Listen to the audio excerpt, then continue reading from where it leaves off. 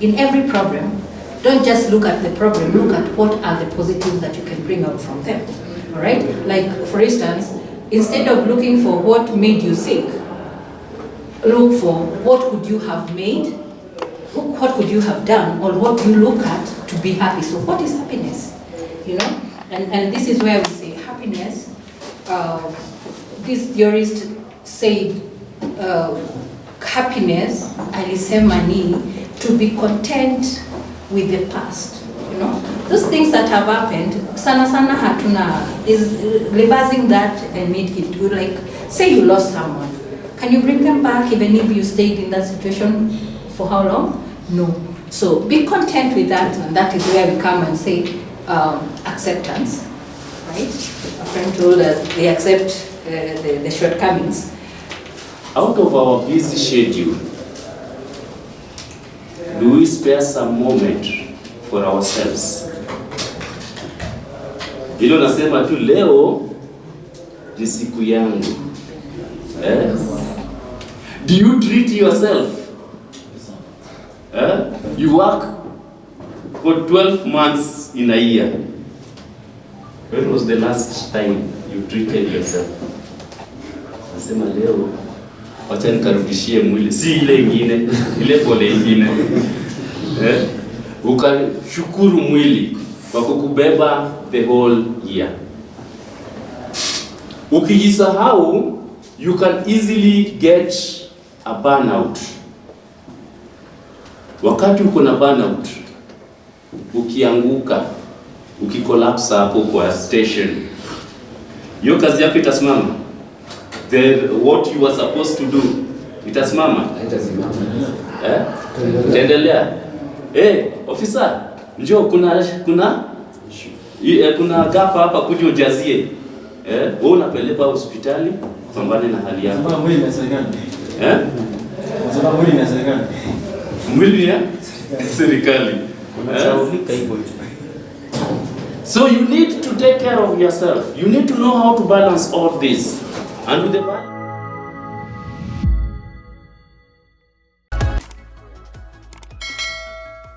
Kwa majina naitwa Mp Mrembo.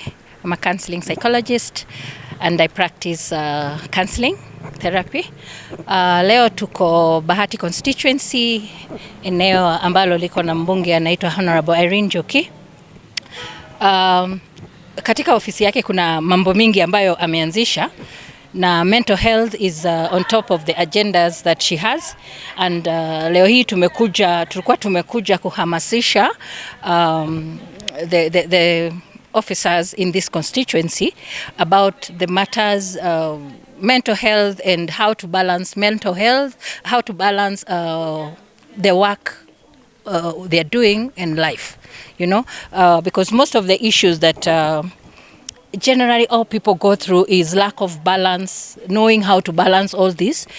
We know how much the police service work is tedious. Yeah, these are people who are at work 24 hours, you know, and the challenges they meet in their work, in the course of the work, some of it would border on trauma, you know, and it is Mheshimiwa's wish that she could be able to offer the support that they may need, maybe not on a daily basis, but regularly, you know, like to have even a day when they can come and have somebody to talk to.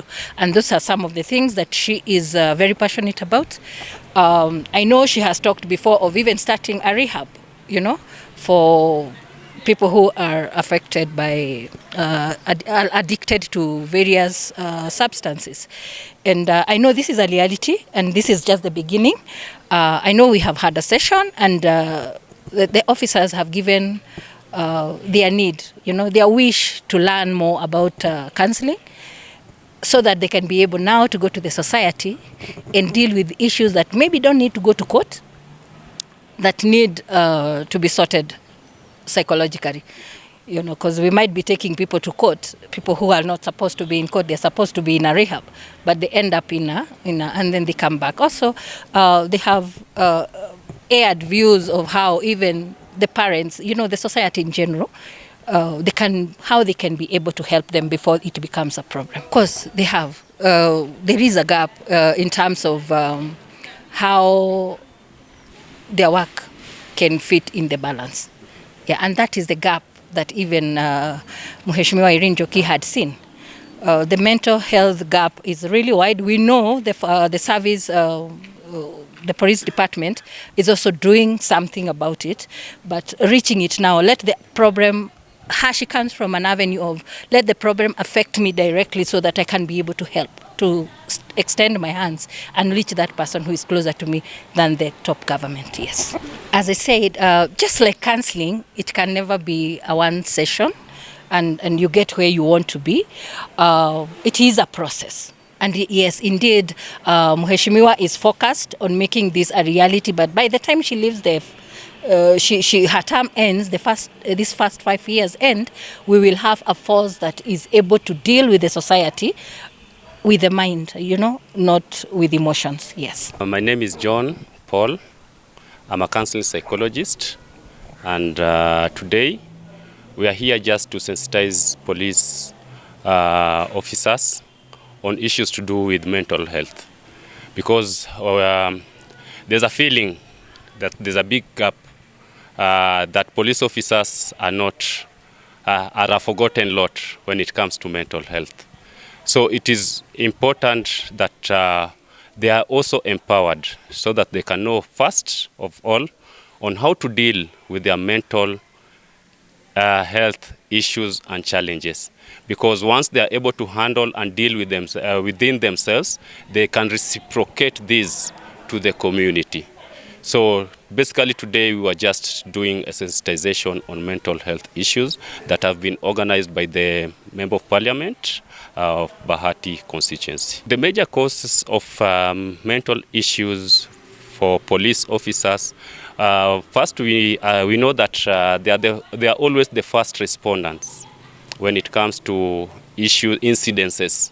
And whenever they respond to such incidences, there's no one there to support them, because once they've done their response, they go with their issues home, and there's no one to listen to them, no one to support them. That's one of the major causes. Secondly, the issues to do with work and work relationship. We'll find that there's a lot of work imbalance within the force or the service, and balancing on their work and their life becomes difficult.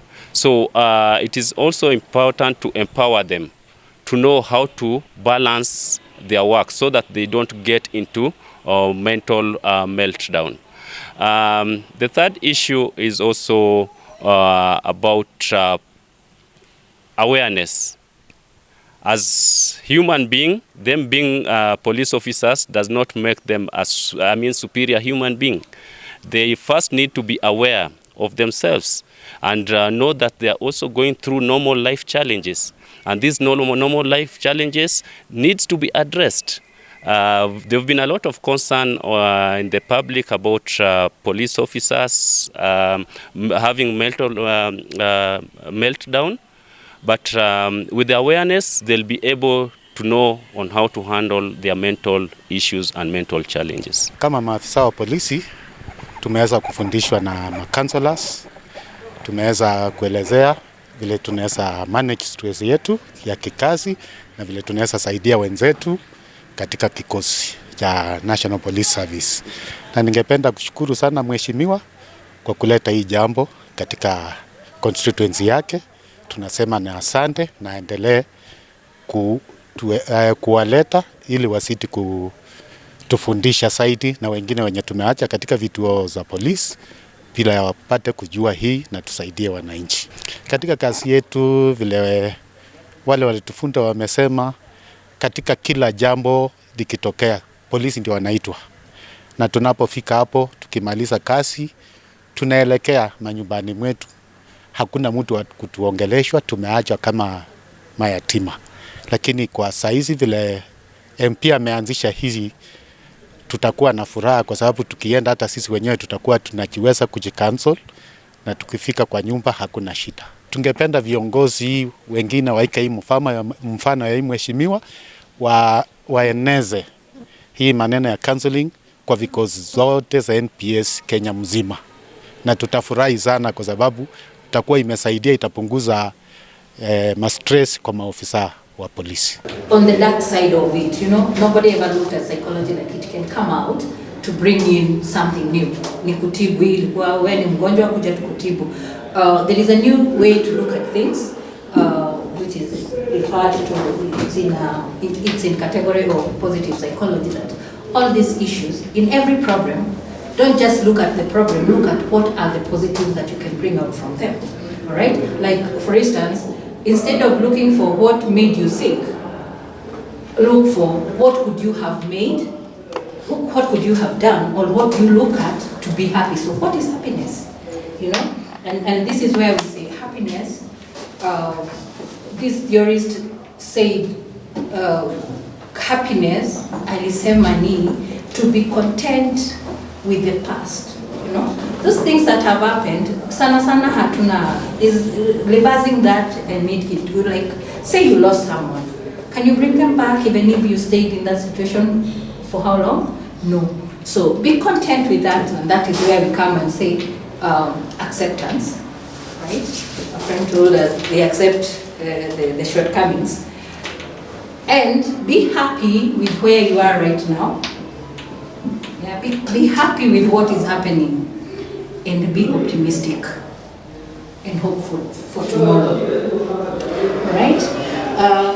Focus on your strengths. What are your strengths? What is this that you do? Now you people are in the service industry. If this is your call, focus on it and look at it positively. Putting all what JP has talked about, the balancing, but doing this because it is your call. Ukiitwa itika, enda na hiyo spirit ya it is my job, this is what I like doing. All right? Again, ask yourself, I'm doing this, what am I doing positively from my environment, like the institution? What is the value addition, you as a police officer, what is your value addition to this service that you're serving? So that now, si serikali inanifanyia nini, mimi kama polisi ninafanyia hii serikali nini. That way you will be able now to rise above the complaint and look for solution that we are all part of, right? And again, where is this that you go to seek your happiness, right? The positive psychology comes from an avenue of saying those people who associate themselves with the religion, and I'm talking about religion, whichever you are in, all right, have a better chance of getting the happiness they look, because they say there are factors, some facts that are evident. Those who, for instance, are Christians, in that religion, it provide a social support. Every time you go to church, there are these men group, you will be part of that. If it's a lady, they have the men group. So there is a support group that is already in setting. In a promote good, healthy lifestyle. Pale, wako wenye wanakunywa, lakini the norms and the Christian teaching or the Muslim teaching is about the drinking. So, utakuwa cut from those ones because of the religious beliefs that you will have. So that is a nice way of maybe trying to get out of it.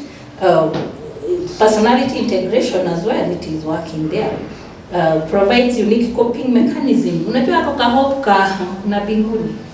That one, most people really hold into it. I'm not saying everybody will be able to, to stick there. But there is that hope that kuna hope of a good tomorrow. Just like we said, be hopeful of tomorrow, then the religious settings go. Also, join a club, a football club. The few hours that you have, jaribu ile iko kwa hizo days zako uende, join that club. Again, that is another set of people that you will be associating with, and it will be able, and exercise and those activities have been seen, has been proved to change some of these lifestyles that are getting people into problems. I don't think I have much addition to do.